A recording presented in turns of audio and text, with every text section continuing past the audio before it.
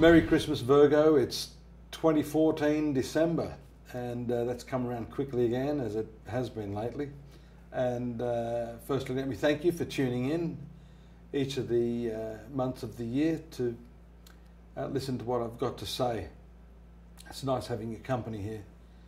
So Virgo, the important transits that we see this month. First and foremost, the movement of Mars on the 5th to the 6th sector of your horoscope. This is what we call a first-rate malefic for you, and usually considered very, very bad form for a planet to be moving around the horoscope. But in your case, the 6th sector places this ruler of the 8th, a negative ruler in a negative place, by mathematical principle, negative times a negative, into a very, very positive light. This has to do with your workplace activities. So at the end of the year, we can see a really good push towards some sort of approval by the people that you work for, and also in terms of competitiveness, gives you the edge against those people whom you'd call your rivals. So this is a lovely aspect for you. And then a day later, the full moon in your 10th sector of career, which augments this 6th house. The 6th, the 10th, and the 2nd houses of the horoscope all have to do with your income, your professional activities, your workplace activities, so on and so forth. So we see a nice bundle of energy coming your way, the 5th, the 6th, and then after this we see the important transit of your ruling planet on the 17th, that's Mercury, into the sign of Capricorn. Now this is a far more desirable transit to have, especially when we see that on the 11th, just before that, friendly Venus also moves into this sector. So this gives a very, very big and dynamic lift to your creative impulses. And this could also be construed as a competitive area of the horoscope. But this is more friendly competition as opposed to what I mentioned earlier in terms of the Mars moving into the 6th. So this usually indicates a real passion for working through some hobby or some sport. You know, sporting engagements are covered by this. And in another sense, entertainment, just having a good time.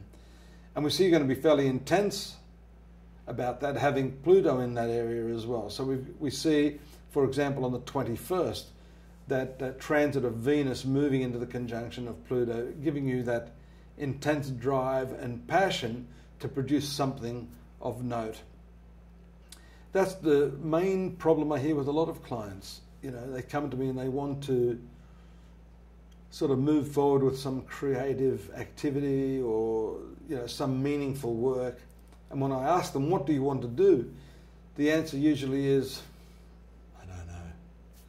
So if you fall into that category, it's going to be pretty hard to be passionate about something you don't know what you want to do.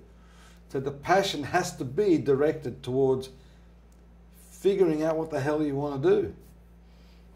I've got a fairly simple procedure for that. If you're trying to figure out what's my work, get yourself one of those vocational guidance books. As you're moving through the book, tear out any page that refers to work that you know for a fact is not going to satisfy you. At the end of the exercise, you should have just hopefully just 2 or 3 pages. Then you just note which of those jobs are appealing to you and do your pros and cons. By process of elimination, you'll be able to work through that. I think that's an important part of your process at this closing stage of the year. That Capricorn, 5th sector of your horoscope, is important. We also see on the 22nd the transit of the Sun, and then on the same day, the new moon. In other words, the moon moving into conjunction with the Sun as they move into this 5th sector of the sign of Capricorn. heralding the beginning of a whole new, not just competitive and creative cycle, but this is also a spiritual house, which is not well known amongst even astrologers. The fifth house is what we call the initiatory house of the horoscope. So what this means is that, and it may not be a formal initiation as such, but nature itself can sometimes initiate us into the mysteries of life, deeper understanding. So it's the spiritual mind and an awakening of sorts that can happen during this cycle. Finally, the transit of Saturn to your fourth sector does indicate over the next 2.5 years, this is an important transit because it's the first time in a couple of years that it's moved sign, and then it's moving into your sign of domestic happiness, real estate, property, fixed assets, this sort of thing. That's a whole other discussion that I'd like to continue in the new year with you. Suffice to say, some big changes are happening straight away at the beginning of 2015. I hope you'll join me again, as you have in the past few months, to get the deeper insight into what's going on. Until I do talk to you next, please do check out astrology.com.au for a more detailed analysis of this. And don't forget to have a really, really safe and happy Christmas. And I'll wish you a happy new year now, even though I'll probably do it again next month. And until then, enjoy it. Bye-bye.